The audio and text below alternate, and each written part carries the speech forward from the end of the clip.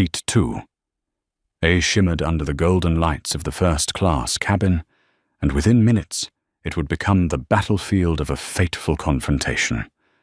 When Ava Thompson looked up, she had no idea that this moment would shake an entire airline empire.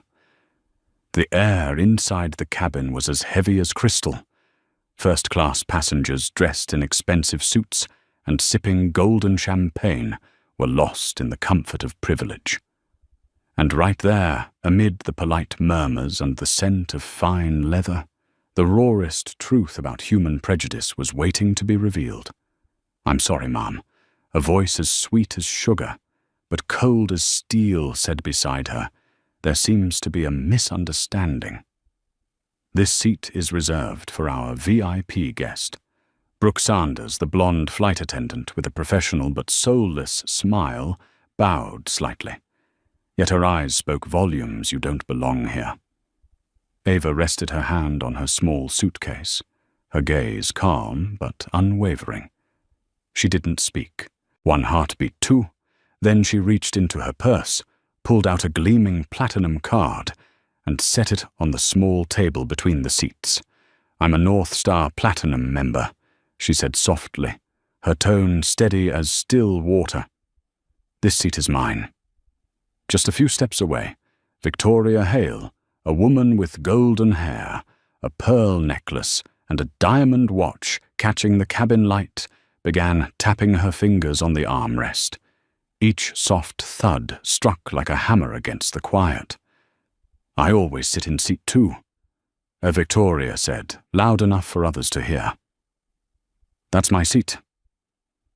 Nearby passengers lifted their heads, their eyes slicing toward Ava, a brown-skinned woman with neatly tied curls wearing a minimalist black suit. They didn't know who she was, only that she didn't look like someone who usually sat in seat 2A. Brooke nodded slightly, a faint smirk curling her lips. "Miss Hale, I understand. I'll take care of it right away." Then she turned back to Ava, lowering her voice to a falsely sympathetic tone. "We can move you to another seat. It's also comfortable, just not by the window." Ava took a slow breath. The scent of leather and luxury perfume hung thick in the air, intoxicating, yet suffocating. She realized this wasn't about a seat anymore. It was a test of dignity. She looked straight at Brooke. "I will not move." The air froze. A few phones lifted quietly, cameras blinking to life. Brooke swallowed hard and took a step back, as if preparing for a battle she knew she couldn't win. Seconds later, Logan Pierce, the first-class supervisor, appeared, suit immaculate, shoes, polished voice sharp and cold as a blade. "Miss Thompson, I'm in charge here. This seat is prioritized for long-term platinum members. I ask for your cooperation." Ava pressed her lips together, then calmly produced her membership card and boarding pass, holding them out. "I am a long-term platinum member. I booked this seat 2 weeks ago. Everything is valid." Logan glanced at the card, his gaze lingering on her face before turning toward Victoria, now sitting smugly, arms crossed, smile triumphant. "I understand," he said, lowering his tone, "but in special cases we're allowed some flexibility." "Special cases," Ava repeated slowly, each word falling like a pebble into still water. "What exactly do you mean by special?" No one answered. The cabin filled with whispers. Someone murmured, "This is shameful." Another, "That's clearly discrimination." Yet no one dared to stand. Victoria sighed, pulling a crisp $100 bill from her Hermes bag, folding it neatly before slipping it into Brooke's pocket with practiced ease. "Do it quickly," she whispered. "We don't have all day." In that moment, Ava saw it clearly, not just contempt, but the system behind it. A system where money and privilege had erased the meaning of justice. The cabin lights dimmed slightly, and the air grew thick as if the plane itself hovered between conscience and cowardice. Brooke looked toward Logan for direction. He nodded slightly, then said, "If you don't comply, I'll have to notify the captain." Ava raised her head, her eyes calm and deep as still water. "Do what you think is right," she said, "and I'll do what I know is right."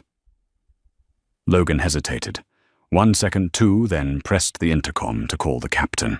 Outside the window, the San Francisco sky burned in sunset hues, orange streaks spilling over the wing like fire lighting the beginning of a story.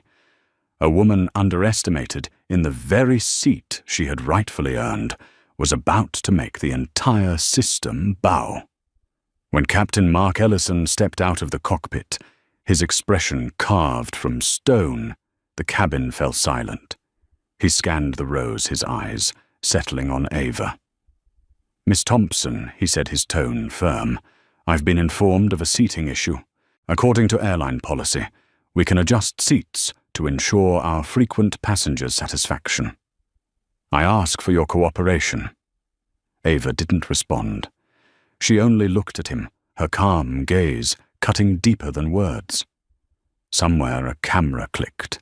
A passenger whispered, "She's not moving." Ellison tightened his jaw, voice cold. "If you refuse, I'll have to call security." A heavy breath, a long silence.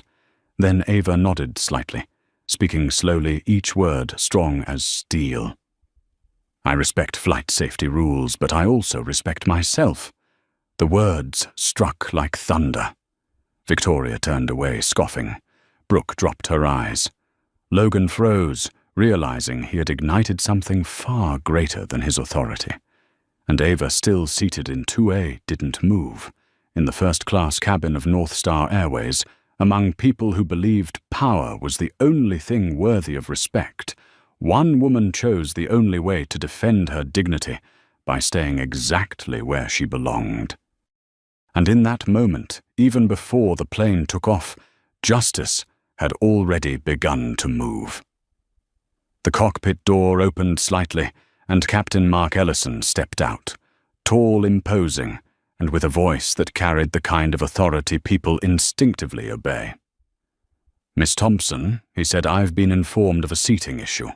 To ensure the comfort of our frequent passengers, I need you to move to another seat." Each word landed slowly, heavy and cold, like metal hitting a steel floor. No one in the cabin dared to breathe too loudly. The passengers in the front row, those who believed money could buy everything, looked at Ava as if they were watching a foolish woman challenge power itself. But Ava simply lifted her head and met the captain's eyes, and in that gaze there was both calm and quiet sorrow. "Sir," she said softly, her voice clear enough for everyone to hear, "I booked this seat paid in full, and I am a platinum member.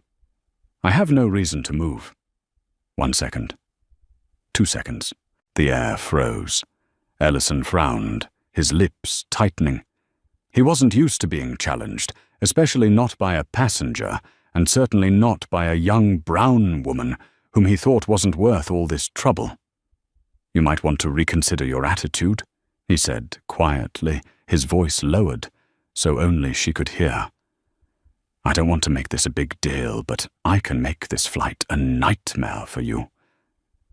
Ava didn't respond. She simply looked at him, her eyes steady, carrying the calm of someone long used to being underestimated, but never defined by it. Outside the window, the late afternoon sky began to darken, the golden glow of sunset fading into the grey of an approaching storm. Inside the cabin, phones began to rise, higher cameras turning toward the confrontation between the uncooperative passenger and the symbol of authority in first class. In row 3, Samantha Ortiz, a freelance journalist, leaned forward and pressed record. Her heartbeat quickened, guided by a reporter's instinct. This moment, she knew, could ignite the skies across America. Logan Pierce, the cabin supervisor, who only minutes ago carried himself like a judge, now stood back, his hands nervously clenched behind his back. He hadn't expected things to go this far. Brooke, the young flight attendant, lowered her head, her eyes glistening as if on the verge of tears. Yet fear of losing her job kept her silent. Only Victoria Hale remained, composed, legs crossed, sipping her wine with a faint, satisfied smile, as if she were watching a play written just for her. Captain Logan spoke up, trying to sound calm. If she still refuses to move, we can alert ground security before takeoff. Ellison nodded. Do it now. Brooke trembled as she pressed the call button. A small light blinked on the cabin ceiling. The signal every crew member understood summoned security. At that moment, Ava slowly opened her handbag and took out her phone, not to call anyone. She turned on the camera and pointed it forward. This is North Star Flight 871 departing from San Francisco to New York, she said clearly, her voice steady as if reading a sworn statement. My name is Ava Thompson, Platinum member. This seat 2A belongs to me. But because another passenger has been deemed more special, I am being forced to leave the seat I legally paid for. Murmurs spread through the cabin. She's recording. Oh my God, is anyone else seeing this? Brooke stepped back, her eyes wide with panic.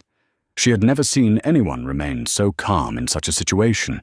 No shouting, no tears, just a quiet voice cutting through the arrogance of an entire system like a blade. Two security officers entered their polished black shoes, thudding softly on the red carpet of first class. One of them, a man with a short beard, spoke first. Ma'am, we've been asked to escort you from your seat to ensure the safety of the flight. Ava turned the camera toward them. Can you please tell me the official reason I'm being asked to leave my seat? I'm not causing a disturbance. I'm not violating any safety rule. I'm simply sitting where my ticket says I belong. The officer glanced at Logan, who avoided his eyes.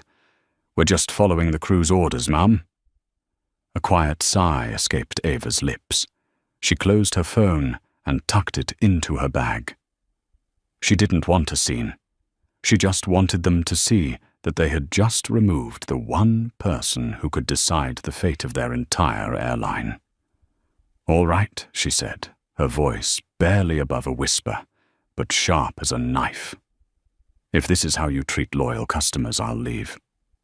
She stood up. The faint clicking of cameras filled the cabin, passengers recording every step. Victoria lifted her head, slightly smiling with satisfaction. Thank you, she said sweetly. Now my seat is free. Ava turned to her, her expression free of anger, only filled with quiet pity. No, Mrs. Hale, she said softly. It's not your seat that's empty, it's their conscience. And she walked away, her heels striking the floor with slow, deliberate rhythm, each step echoing like a drumbeat, announcing the end of an era built on hypocrisy. When the cabin door closed behind her, the world thought the story was over. But in truth, it had only just begun. In the VIP lounge, Ava sat down and replayed the video. The images were crystal clear. Brooke accepting money, Logan pocketing the bill, Captain Ellison threatening a passenger. She forwarded the clip to Hannah Reed, her attorney, with a short message, prepare the legal team. The truth will take off before their plane does. Back in seats 1A and 2A, Victoria Hale leaned back and poured herself more wine. Brooke stood frozen behind her hands, trembling. Logan tried to appear composed, but sweat glistened on his forehead. Ellison didn't look at anyone. He was already wondering how to write his report without taking the blame. The plane began to taxi, but none of them knew that, before the wheels even left the runway, the story had already taken flight across social media. Samantha Ortiz, uploaded the first 30-second clip with the caption, "Platinum member, removed from seat for white VIP passenger." And yes, there's footage of cash exchanging hands. 10 minutes later, the video hit 50,000 views. After 30 minutes, 500,000. By the time the plane landed in New York, it had surpassed 3 million shares. All across America, outrage erupted. People debated, argued, then united in one voice. This isn't about a seat. It's about how the world treats those it thinks don't belong. And while those in first class still had no idea of the storm awaiting them, Ava quietly folded her phone, gazed out at the runway, her eyes reflecting a calm as strong as steel. She knew that from this day on, every seat, 2A in the world, would no longer be just a place to sit. It would be a reminder that sometimes justice begins in the very spot where others try to push you down. Within 6 hours, the name Ava Thompson had spread across every platform: Twitter, YouTube, TikTok, CNN, and hundreds of local news stations. An 8-minute video filmed from multiple angles exposed the raw truth of North Star Flight 871.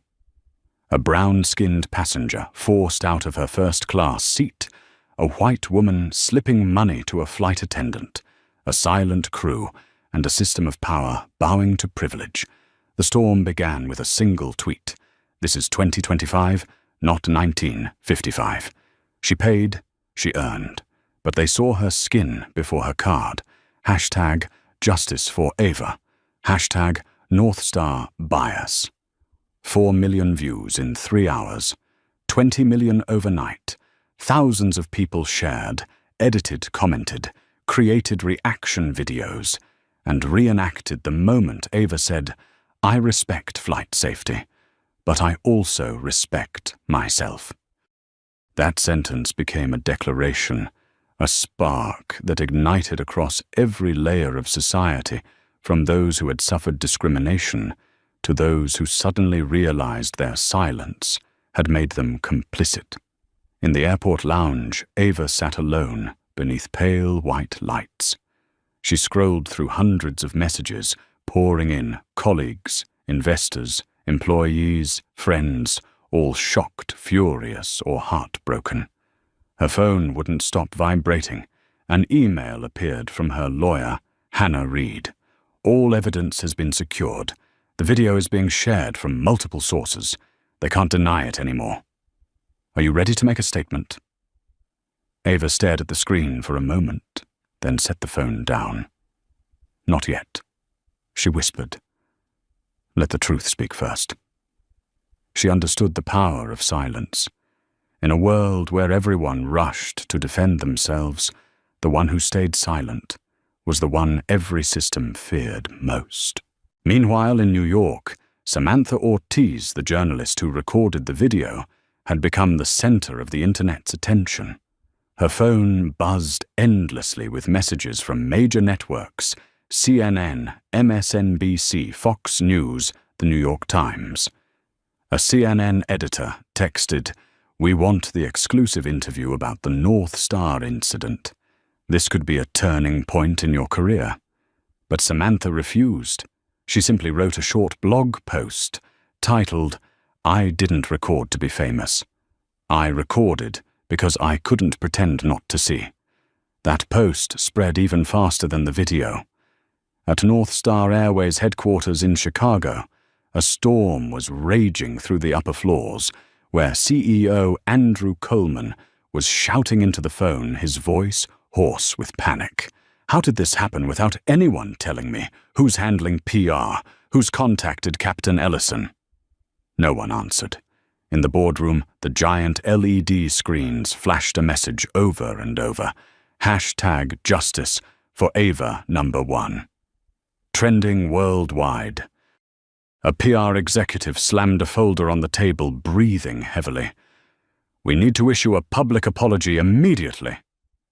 Andrew hit the table with his palm. An apology.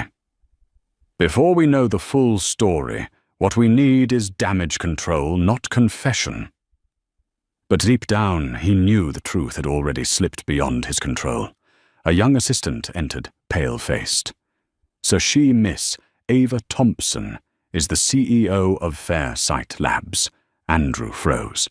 What an AI tech company specializing in bias detection and customer ethics. And according to shareholder records, Fairsight owns 25% of Northstar through an affiliated fund. The room went silent. Andrew felt the air leave his lungs. 25%. Not just shares, power. The kind of power that could topple an entire board. His phone buzzed again. A deep, steady voice came through a Wall Street investor. Andrew, if Northstar doesn't act within 24 hours, we're pulling all our funding. The market's in uproar. Do you understand what's at stake? Cold sweat trickled down his neck. He looked around the room, seeing tense faces, people who once believed they were untouchable, now waiting for a verdict. Outside those walls, the world was on fire.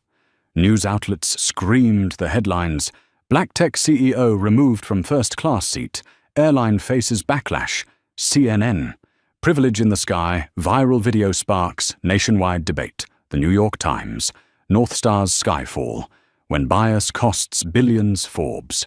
On TikTok, reaction videos flooded every feed. A young woman with tears in her eyes said, "I've never flown first class, but I know what it feels like to be looked down on because of my skin." An elderly white man with a grey beard, a retired pilot, filmed a short clip I used to serve in this industry. And I'm ashamed. Not of others, but of us, for letting silence become policy. In her small office in San Francisco, Ava opened her laptop and watched the endless stream of comments. That woman speaks for me. For the first time, I saw someone who didn't back down. Seat 2A isn't just a seat anymore, it's a symbol. She rested her fingertips on the screen, as if she could feel the energy radiating from the world outside. It wasn't anger. It was awakening. Ava knew this wave wouldn't stop at Northstar. It would ripple through every industry where people were ranked by skin color, gender, or wealth. And she understood this was no longer a personal story. It was the testimony of a generation reclaiming its voice. As social media burned with outrage, those involved in the flight began to feel the real heat. Brooke Sanders deactivated her Instagram account after hundreds of hate messages. Traitor silence is complicity. Logan Pierce was suspended immediately. Paparazzi caught him leaving his house, head down, drenched in public fury. Captain Ellison stayed silent, but leaked internal emails showed he had signed off on the report labeling Ava as a non-compliant passenger, fueling even greater outrage. And Victoria Hale, the woman who started it all, became the symbol of arrogance itself. #Airline Victoria spread worldwide with countless memes mocking her every gesture. One tweet was shared hundreds of thousands of times. Victoria Hale thought she bought a seat. Turns out, she bought herself a lesson. That night, Ava stepped out of the lounge. San Francisco shimmered under the city lights. Her reflection glowed in the glass, calm and resolute. Not because she had won, but because she knew justice hadn't even begun. Her phone lit up again. An email from Hannah Northstar is holding an emergency meeting. The press wants an interview tomorrow morning. "Do you want to issue a statement?" Ava typed her reply. "Not yet. They still think this is a PR crisis. They don't realize it's a test of conscience." She pressed send, then looked up at the night sky, where the Northstar plane had taken off without her. "Fly," she whispered, "because when you land, you will no longer be the same." The next morning, headlines flooded, "America, who is Ava Thompson?" And the world was about to learn. The woman forced out of seat 2. wasn't just the victim of discrimination. She was the one holding the power to shake an empire to its core. The next morning, the 68th floor of North Star Airways headquarters in Chicago glowed with light, but it wasn't the warm light of dawn. It was the cold glare of crisis screens flashing across the room. News of the Seat 2A incident had gone far beyond an airline scandal. It had become a global moral earthquake. North Star's stock plummeted 11% within 3 hours of trading. Major news networks broadcast the story non-stop, cutting between business reports and social commentary. Inside the emergency boardroom, no one dared to look directly at Andrew Coleman, the company's CEO. The man once called the king of the skies now looked drained of life. His tie was crooked, his hair disheveled, and dark circles carved deep beneath his eyes. "Close the doors," he ordered hoarsely. The glass doors sealed shut, cutting them off from the outside world, where thousands of furious comments continued to surge online. "Give me a full report on the passenger in the video," a trembling HR director spoke up. "Sir, the victim is Ava Thompson, CEO of Fairsight Labs. Her company is in the final phase of signing a digital transformation contract worth $50 million with us." Andrew froze. "What, that's not all," the man continued, voice fading. "Fairsight holds 25% of North Star through its affiliated funds. Miss Thompson is our second largest shareholder." The sound in the room vanished.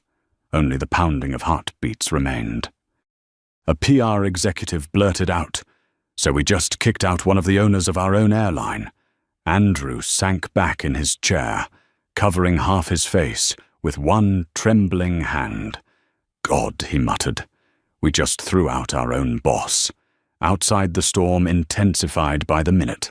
On Twitter, the hashtag #JusticeForAva surpassed 200 million views. Investors began pulling out in waves. International partners cancelled meetings, waiting for clarity on the scandal. The media dubbed it the collapse of the sky, and within financial circles, it was being called the most expensive moral failure in aviation history. In North Star's communications office, phones rang endlessly. Journalists shouted over the lines, "Does North Star admit to racial discrimination? Is Miss Thompson still a business partner? Have the crew members in the video been suspended?" No one had an answer. Everyone was waiting for Andrew's command, the man now sitting in silence before the glass wall overlooking the foggy city of Chicago, where the light below reflected like a long scar across the water. "Call the legal department," he said quietly. "We need to know what she can do with that 25% stake." Chief Counsel Elaine Moore responded in her calm, steady voice. "With that stake, she has the right to call an emergency shareholders meeting, and if she wishes, she can veto all pending contracts." Andrew snapped back. "She won't do that. No one burns down a company they've invested in." Elaine looked at him with quiet pity. "Mr. Coleman, I don't think she cares about money this time." That afternoon, Ava remained in San Francisco. She had received hundreds of interview requests from CNN's morning show to independent YouTube channels, but she declined them all. She knew that any word she spoke now could be twisted. Instead, Ava focused on what she did best: strategy. She opened a conference call with her lawyer, Hannah Reed, her communications director, Omar Patel, and her financial advisor, Julian Kent. "We won't attack them," Ava said. "We'll let them collapse under the weight of their own truth." Omar frowned. "You don't want to sue right away?" Ava smiled faintly. "I don't need a courtroom to claim justice. I only need light." Then she sent an email, a single line in the subject, but one that shattered every trace of composure inside North Star headquarters. "Emergency shareholders meeting request, urgent. 4 p.m. today." When the notice reached Andrew Coleman's inbox, he stared at it for a few seconds before leaping to his feet. What does she want? Elaine Moore set down her phone, her voice raspy from exhaustion. She wants to meet the entire board. She'll present evidence including video footage, audio recordings, and witness statements. And she paused, taking a deep breath. She's demanding the termination of the entire flight crew involved, including Captain Mark Ellison. Andrew slammed his hand on the table, shattering his coffee cup. Ellison is a legend in this company, 30 years of flawless service. Exactly, Elaine replied coldly. That's what makes this downfall so devastating. By 3 o'clock that afternoon, the North Star offices resembled a battlefield. Senior executives rushed into the meeting room, laptops, open phones, charging the main screen, already connected to Zoom. On the screen from San Francisco, Ava appeared dressed in a black suit, the Fairsight logo glowing faintly behind her. Beside her sat her legal and communications team. No one spoke. Ava looked directly into the camera, her voice low, steady, and cold. Before we discuss contracts, we need to discuss culture about how a system can mistreat the very people who help it exist.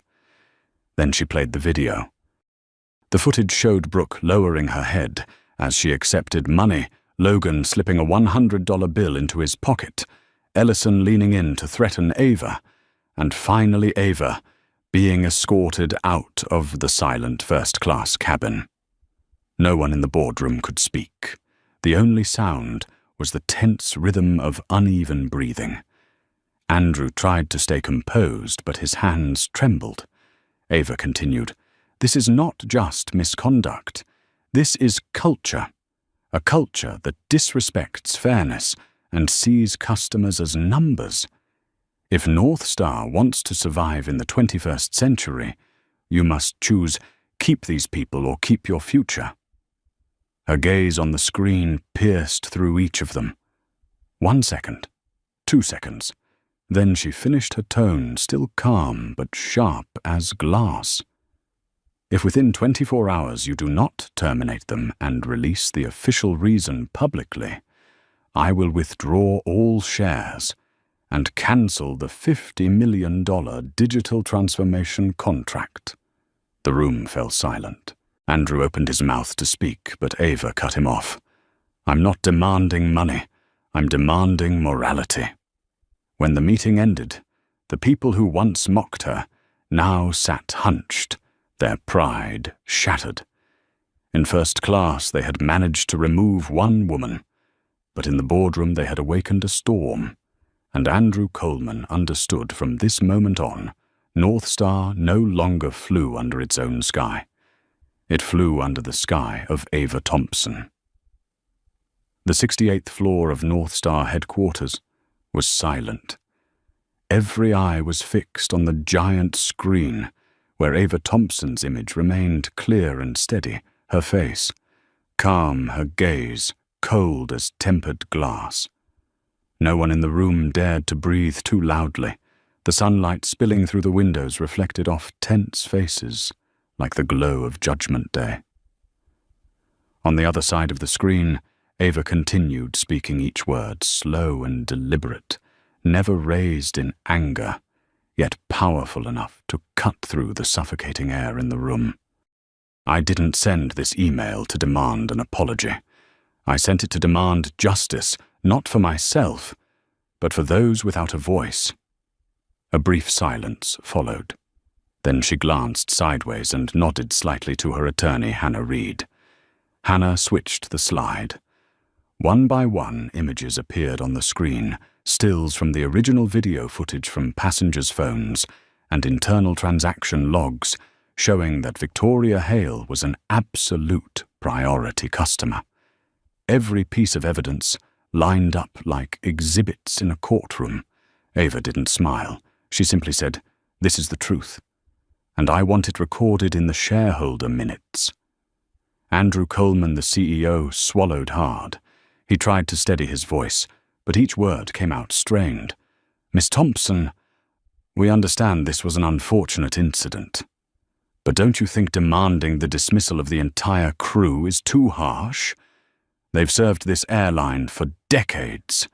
Ava cut him off. Her voice wasn't loud, but it dropped the temperature in the room by several degrees. Mr. Coleman, what's being judged here isn't tenure. It's integrity. She paused, inhaled slowly, her eyes piercing as if staring straight into their souls. When a captain can threaten a passenger because of her skin color, when a supervisor takes money to switch seats, and when a flight attendant stays silent out of fear, that's no longer individual misconduct. That's a systemic disease. Behind Andrew, a few executives lowered their heads, unable to meet her gaze. Elaine Moore, the chief counsel, nodded slightly admiration, flickering in her eyes. Ava continued her tone, softening, but no less sharp.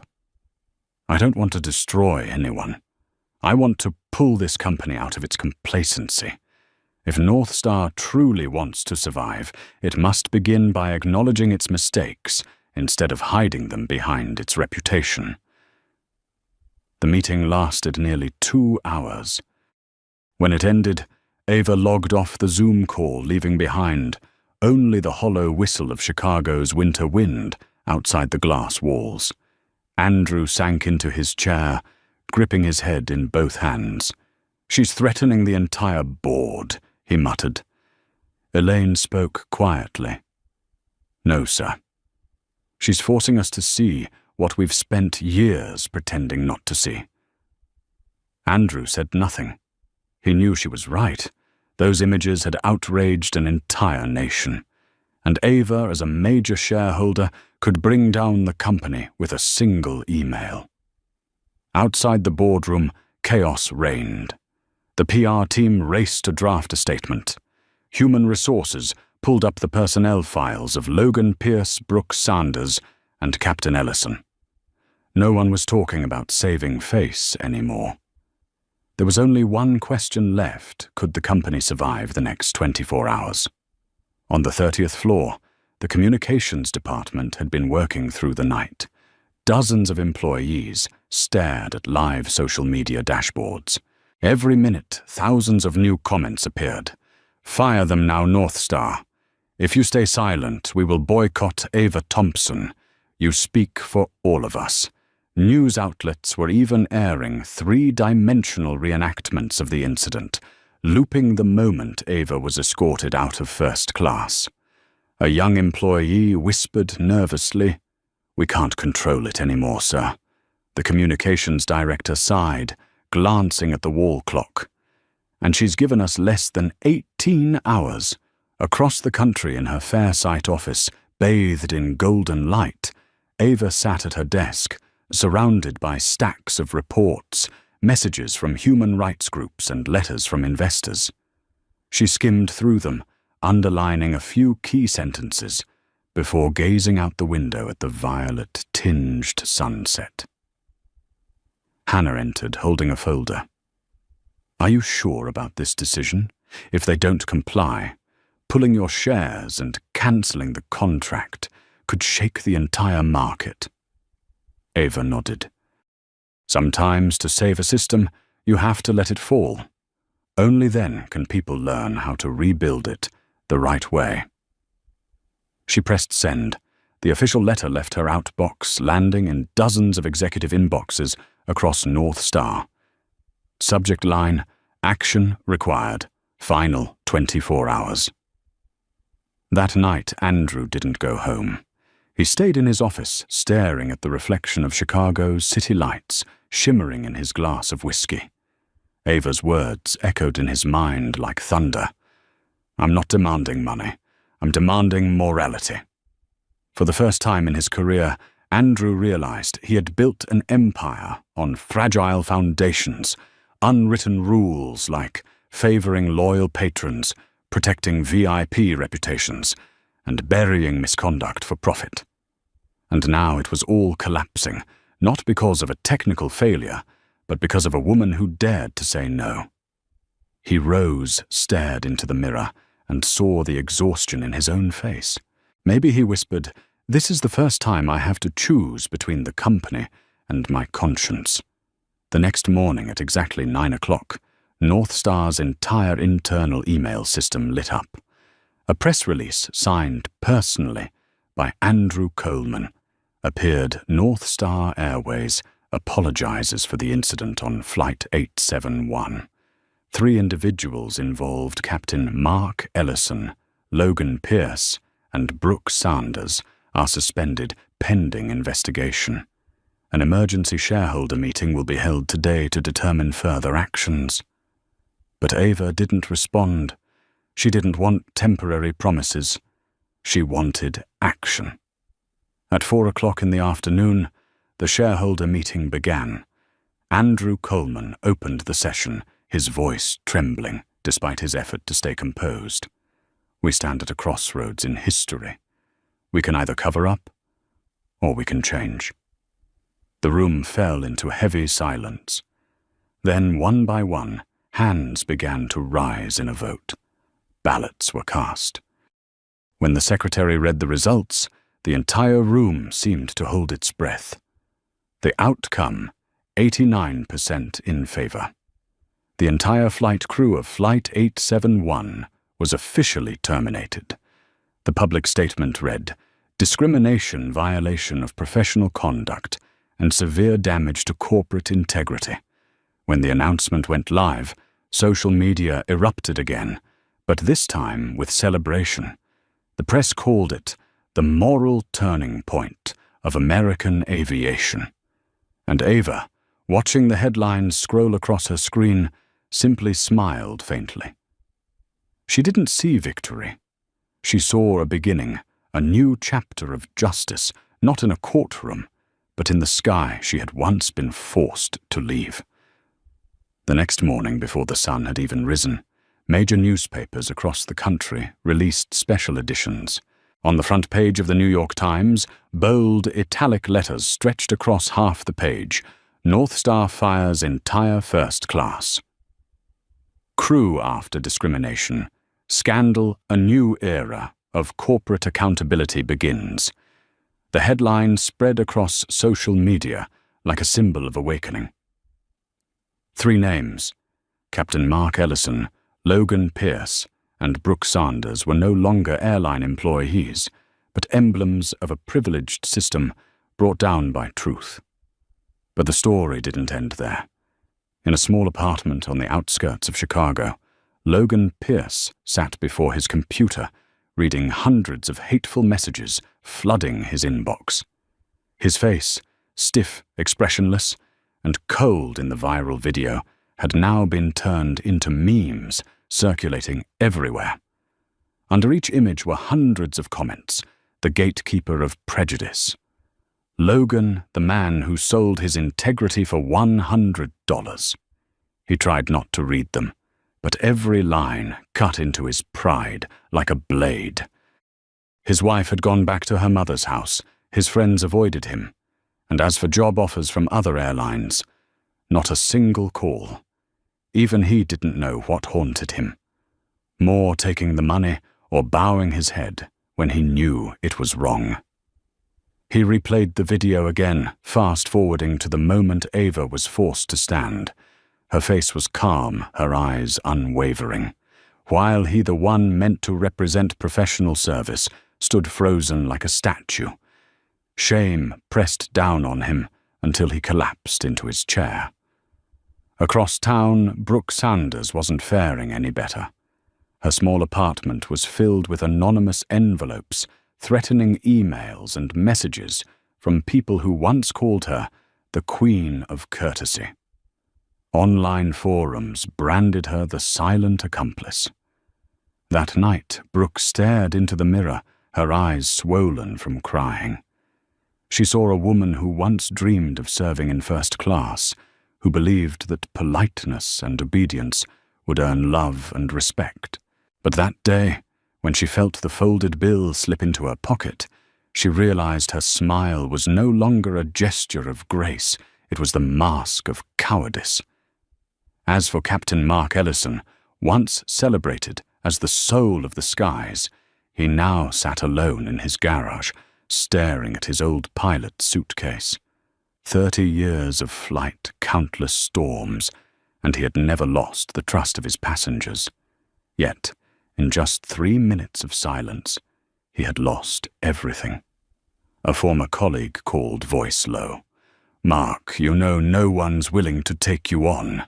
The media's relentless HR departments are scared of the backlash," he replied hoarsely. "I understand. I did this to myself." Then he hung up. In that moment, he remembered Ava, holding her platinum membership card, her eyes calm, yet wounded. He could have stopped it. He could have said, "She has every right to be here." But he chose silence, thinking that silence was order. Now he understood that silence had been the real storm. The media seized every angle. News stations dissected the story under titles like "The Hero Turned Villain" and "North Star's Bias Training Exposed." The internet analyzed every frame of the video. Some were angry, some gleeful, but beneath it all was a shared shock, because everyone recognized themselves in these people, those who had stayed silent in the face of injustice. In a small cafe in San Francisco, Ava sat with her lawyer, Hannah Reid, and her communications director, Omar Patel. The screens before them flashed non-stop coverage. Hannah set down her coffee cup. "You did it. They fired them. The world is calling you, the woman who taught the skies to respect again." Ava smiled faintly, weary but calm. "No, Hannah. I don't want them destroyed. I want them awakened." She looked out the window where sunlight filtered through the glass, resting softly on her composed face. They need a lesson now. But a lesson shouldn't end with termination. Omar tilted his head. "You mean, we have to make the entire system learn how to be human again?" That afternoon, Ava received a call from one of North Star's HR directors, his tone desperate. "Miss Thompson, please help us. Employees are panicking. Our stock is crashing. Partners are demanding investigations. We'll do anything to restore our image." Ava was silent for a moment, then spoke. "No media campaigns, no slogans. I want real change. Change how suspend all operations for 48 hours. Every employee, from flight attendants and pilots to top executives, must take part in a training program on fairness, bias, and human dignity. Not a seminar of empty words, but a real experience." The line went still. "Ground all flights." "Do you know what that will cost us?" "Yes. But if you don't, the moral cost will be far greater." 1 day later, an official statement was released. North Star Airways will suspend all flights for 48 hours to conduct a company-wide training on equity and bias awareness under the supervision of Fairsight Labs. The announcement hit like lightning. Other airlines were stunned. Analysts called it the boldest decision in commercial aviation history. But the public applauded. On social media, millions of comments poured in. For the first time, a company is taking real responsibility. 48 hours without flights, but 48 years of trust restored. For 2 days, every airport bearing the North Star emblem was unusually quiet. Instead of boarding announcements, people heard instructors speaking about respect, empathy, and invisible prejudice. Flight attendants stepped into Fairsight's virtual reality simulations, experiencing the world from the perspective of a rejected passenger, a person ignored, a soul dismissed. Some cried. Some whispered apologies. Ava visited the Los Angeles Training Center. She didn't take the stage. She simply stood at the back, watching the once cold faces tremble as they confronted themselves. A young pilot approached, his eyes red. "Thank you, Miss Thompson. I wasn't on that flight, but I've stayed silent before. I won't ever again. Ava nodded gently, placing a hand on his shoulder. "We've all been silent," she said softly, "but today we learned to speak." As night fell, the first planes took off again. On their silver bodies, the North Star logo gleamed under the moonlight. But now it meant something different, not just an airline symbol, but a promise. We fly not only to reach destinations, but to lift humanity above the limits of prejudice. From afar, Ava Thompson smiled. She knew that justice never ends with punishment. It begins with change. And sometimes, to teach the world how to fly again, someone must first be brave enough to step off the plane. 2 months later, the wings of North Star Airways had returned to the sky. But now every takeoff carried more than just passengers. It carried a promise that no one would ever again be dismissed, and no one would be silenced into submission. The Chicago headquarters still glowed at night as always, but the atmosphere had changed. The luxurious posters that once lined the halls had been replaced by photos from the 48-hour training employees embracing each other, flight attendants in tears, pilots bowing their heads to listen as passengers spoke about the pain of being overlooked. No one called it the Flight 871 scandal anymore. People called it the rebirth of North Star. One early morning, Ava Thompson walked into the grand conference room of Fairsight Labs. Sunlight streamed through the glass walls, casting a calm yet determined glow on her face. On the table lay a thick file titled Second Chance, Professional Ethics Rehabilitation Program. Hannah Reed, Ava's attorney, looked up. "Are you sure you want to reopen this case? The public's still furious. They want those people punished, not welcomed back." Ava smiled softly and sat down. "That's exactly why I have to do it. If justice is only revenge, then we're no better than them." She opened the folder, her voice lowering. "I want those who failed to face themselves, not to be forgiven, but to learn again how to be decent." Omar Patel, the communications director, shook his head slightly. "You'll be criticized, Ava. The world sees you as a hero. If you extend a hand to the people who hurt you, they'll call you weak." Ava gazed out the window where the Chicago sky gleamed a clear blue. "No, Omar," she said softly. "Forgiveness isn't weakness. Forgiveness is power." 1 week later, Second Chance was officially announced, a special 6-month training program co-created by Fairsight and North Star. Its goal was not to restore reputation, but to restore humanity. The first participants were Logan Pierce Brooke Sanders and Captain Mark Ellison. When the news broke, social media erupted again. One Twitter comment read, "Why give them another chance? They destroyed the life of a black woman." Another replied, "If Ava Thompson believes in change, who are we to judge?" On the first day of the program, the Fairsight conference room was bathed in soft white light. The 3 people the world had turned its back on entered slowly, carrying the weight of their mistakes. Logan wore a neatly pressed shirt, but the arrogance in his eyes was gone. Brooke looked down, gripping a blank notebook tightly, while Mark Ellison sat upright like he was still in the cockpit, though something in his gaze had broken. Ava didn't sit at the head of the table, nor did she stand on a stage. She sat among them as one of the learners. "Welcome to Second Chance," she said. "Here no one is a victim, and no one is a villain.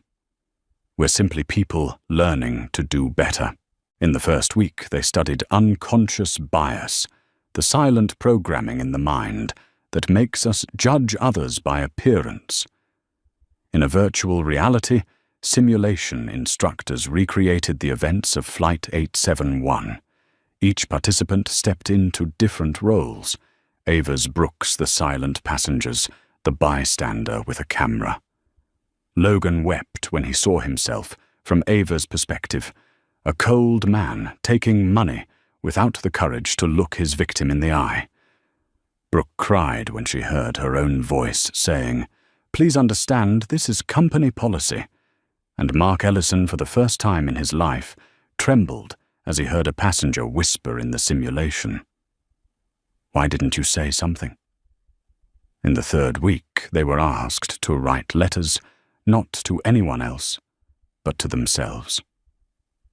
Logan wrote, "I used to think serving the rich was the way to earn respect. But in truth, that was when I lost myself." Brooke wrote, "I stayed silent out of fear of losing my job. Now I've lost my self-respect. I want to learn how to speak up again." Mark, his aging hands, trembling, wrote slowly, 30 years in the cockpit. "I saved thousands of lives, but I let one person lose her faith in justice. I want to earn it back, not for me, but for the students who'll come after me." Ava read each letter in silence, nodding slightly. She knew that true change doesn't begin with words. It begins with pain acknowledged. By the second month, they were assigned to community projects, serving at shelters helping the homeless and speaking with marginalized youth. Logan worked with college students to organize a seminar titled, "When Privilege No Longer Blinds Us." Brooke volunteered at the airport, assisting elderly and disabled passengers, smiling sincerely this time without fear. Mark Ellison returned to aviation school, but not to teach flight mechanics. He taught a course called Moral Courage. In his first lecture, he told his young cadets, "Up there in the sky, we don't just protect the aircraft, we protect human dignity." When the program ended, the three of them met Ava again for a small closing ceremony. There were no cameras, no flashing lights. Only 3 people who had once been condemned by the world now standing tall before the woman they had wronged. Logan's voice shook. "I'm not asking for forgiveness. I just want to thank you for giving me the chance not to be who I was." Brooke spoke softly, her hands trembling. "Because of you, I've learned that kindness doesn't need power to exist." Mark Ellison raised his hand in a pilot salute. "If there's another life, I hope to fly under your command." Ava smiled, her eyes warm. "You owe me nothing. The only thing I ask is that you pass this lesson on to others. That's how we truly make things right." As they left the room, the afternoon light streamed through the window. Ava stood alone, watching them go, her heart full. She knew the world outside was still full of prejudice, still uncertain about what justice really meant. But today, in this small room, 3 people who had once symbolized wrongdoing had been reborn. And in that moment, Ava Thompson understood what she had been searching for all her life. Justice isn't about making the guilty pay. It's about teaching them how to live right. As night fell over Chicago, the Fair Sight Labs sign glowed softly against the sky. Ava looked up, a gentle smile forming on her lips. The Second Chance program hadn't just saved 3 people, it had saved faith itself.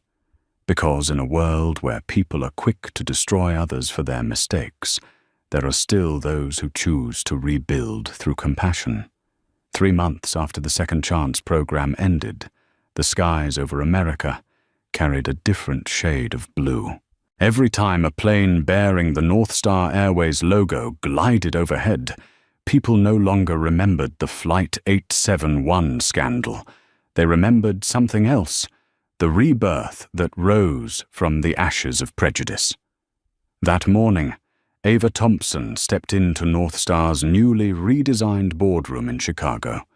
The space had been completely transformed after the company's reform. Transparent glass walls symbolized accountability, and the words, "Integrity Flies," first were engraved on the wooden panels. At the front of the room, CEO Andrew Coleman stood waiting. Gone was the cold authority he once carried. In its place was an expression of humility and understanding. As Ava approached, he extended his hand. "Welcome back, Miss Thompson." Ava smiled softly as she shook his hand. "I didn't come back for revenge, Mr. Coleman. I came back to help you change the way this world flies." Andrew nodded, his voice low. "I understand. After everything that happened, I've realized that sometimes you have to fall before you can truly learn how to take off." That meeting marked the beginning of a new era for North Star. Ava was appointed as a special ethics advisor to the board, responsible for overseeing and restructuring the company's entire operational culture. "This isn't about PR campaigns," she said. "It isn't about polished apologies. We're going to rewrite what the word service truly means." A series of reforms were approved. All flight attendants, pilots, and managers would undergo mandatory annual ethics training. An independent equity committee was established where any employee or passenger could report bias without fear of retaliation. And most importantly, the Flight for Humanity initiative, a special flight each month dedicated to giving underprivileged individuals the chance to experience the kind of service they once could only dream of. On the first day of the program, Ava stood on the runway alongside Andrew. The special passengers that day weren't executives or politicians, but ordinary people, a young deaf girl, an elderly man once denied first class for wearing jeans, and a young immigrant couple who had never flown far before. When the first-class doors opened, golden light streamed over the soft leather seats.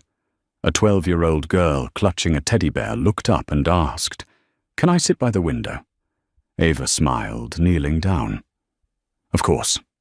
That seat's yours seat, 2A. Andrew turned slightly away, not from shame, but from emotion. Seat 2A, once the center of a scandal, now a symbol of dignity and opportunity. News of the humanitarian flight spread quickly. The press called it the flight that changed the sky. Customers returned, North Star's stock recovered, and yet for Ava, the numbers no longer mattered.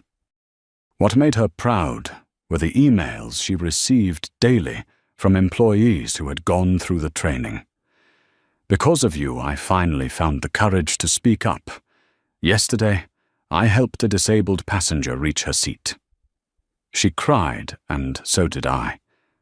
I used to think justice was something grand. Turns out it begins with listening." One afternoon, Ava returned to Fairsight Labs. Her attorney, Hannah Reed, was waiting in the office.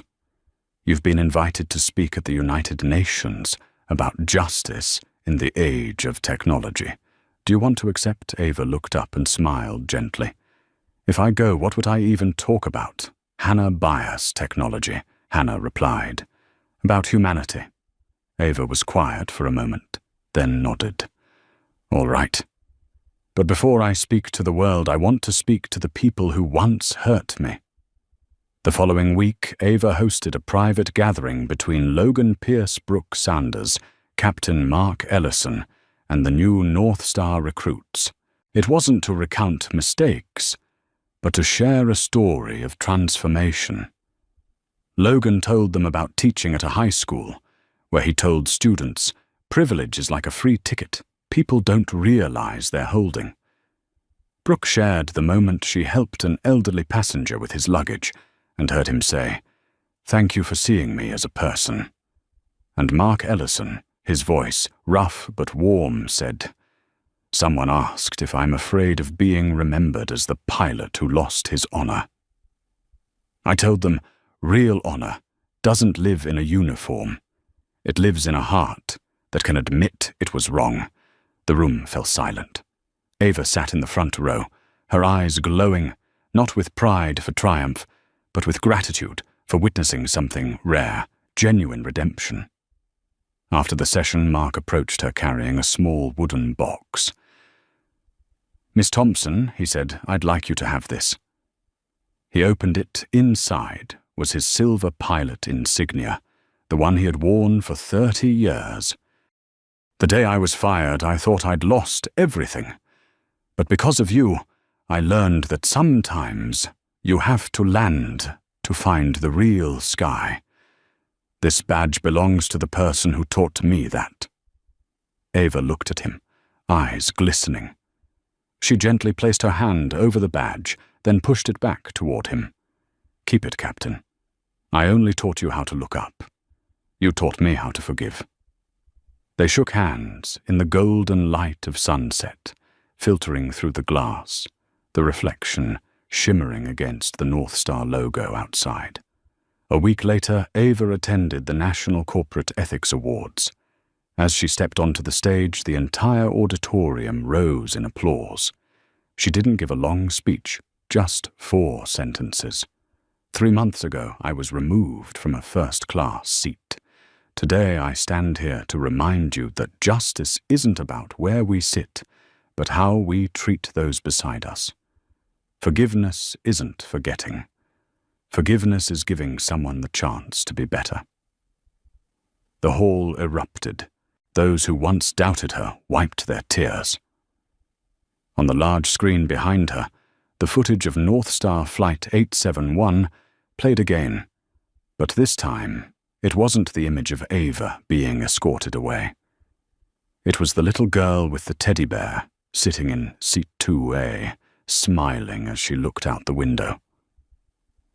As Ava stepped outside the hall, she looked up at the night sky over Chicago. The stars reflected on the glass facade of the Fairsight building, reminding her that every mistake can become light if one is brave enough to face it.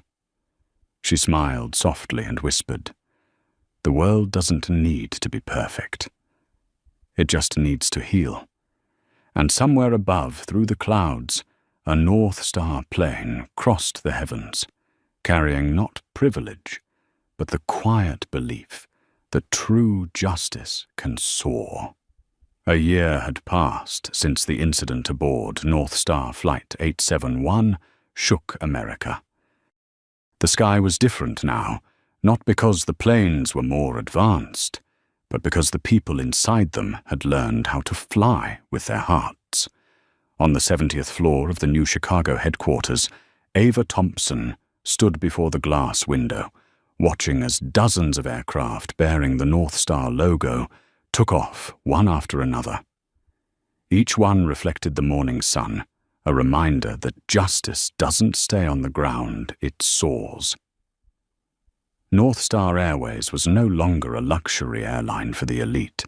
It had become a symbol of human-centered service, where every passenger, rich or poor, was called by name and treated with respect. Customer satisfaction had soared. The stock price had reached record highs. But what moved Ava the most wasn't in the financial reports, it was in the letters she received every day. One passenger wrote, "I used to fear flying because of discrimination, but my North Star flight yesterday made me believe there's still a place for kindness in this world." A flight attendant wrote, "I graduated from the Second Chance program, and now I teach my own child to never judge others by what they see on the surface." In the halls of North Star, a small statue now stood to the figure of a woman, standing tall, holding a ticket firmly in her hand, her hair swept by the wind. On its base were the engraved words, "To those who refused to move." It wasn't just for Ava, but for everyone who had ever been pushed out of the place they rightfully earned and chose to stand their ground. One afternoon, Ava received a message from Mark Ellison, now an instructor teaching aviation ethics. "Today I told my new trainees about you," he wrote. A woman who was once forced out of seat 2A, but made the entire sky change direction. "Thank you for giving me the chance to fly again, this time with a conscience." Ava smiled and replied, "I didn't make you fly again, Mark. You opened your own wings." That night, Ava left her office and stepped out onto the rooftop terrace. The wind at that height was cold but gentle. Below her the city glowed. Above, a North Star plane streaked across the sky, leaving behind a long white trail like chalk drawn across black velvet. She closed her eyes. The memories returned, the cold voice saying, "You need to move the contemptuous stairs," and the sound of her own footsteps leaving first class that day. But now those memories no longer carried pain. They had become proof of the strength of compassion. Ava opened her eyes and whispered, "Seat 2. It no longer belongs to me. It belongs to anyone brave enough to stand up for what's right." She turned, letting the wind sweep through her hair, a quiet smile resting on her lips. In the distance, the airport's intercom echoed through the night. North Star Flight 871 is now boarding. Thank you for choosing to fly with justice. A simple announcement, yet it carried the weight of an entire journey. Because sometimes it takes one person being forced out of their seat for the world to learn how to make room for respect. And somewhere beyond the clouds, justice was still flying light, enduring and more beautiful than ever. One autumn morning, Ava Thompson was invited to speak at the National Aviation Academy before hundreds of new cadets, young men and women carrying the dream of touching the sky. When she stepped onto the stage, the hall fell silent. No introduction was needed. Everyone knew who she was, the woman who had once been asked to leave her first-class seat and went on to change the entire aviation industry. The light fell softly across Ava's face, gentle yet commanding. She didn't read from a script. Instead, she told a story. That day when they told me to leave Seat 2A, I thought there was only one kind of justice, the justice of power. But I came to realize that true justice isn't the sound of a gavel in a courtroom. It's the quiet voice inside each of us that asks, "Am I doing what's right?" A young cadet raised his hand. "Miss Thompson, were you afraid when everyone was against you?" Ava smiled. "Of course I was. But I was more afraid of one day looking in the mirror and seeing a woman who had stayed silent." The answer brought the entire room to its feet in applause. Not because they had heard a clever line, but because they recognized a piece of themselves in it, the part that longed to be braver, kinder, even just a little. When the ceremony ended, Ava stepped out of the auditorium. Outside, planes were landing their wheels, touching the runway, and leaving trails of white smoke like promises written in air. A group of students ran up to her asking for a photo. One young woman of Asian descent, wearing an intern's uniform, whispered, "Thank you. If it weren't for you, I don't think I'd have dared to dream of becoming a captain." Ava placed a hand on her shoulder and smiled. "You don't need anyone's permission to dream. You only need to believe you deserve it." That evening, Ava sat alone in her apartment, overlooking the Chicago River. On the table lay Captain Mark Ellison's silver pilot badge, the one he had once tried to give her. She still kept it as a token of redemption and hope. She touched the cool metal and whispered, "Every mistake can be repaired as long as we have the courage to face it." On the wall hung a black and white photograph of 3 people who had once symbolized failure. Logan Brooke and Mark now smiling at the graduation ceremony of the Second Chance program. Beneath the picture, Ava had written in silver ink, "Forgiveness is not the end of justice. It is where justice truly begins."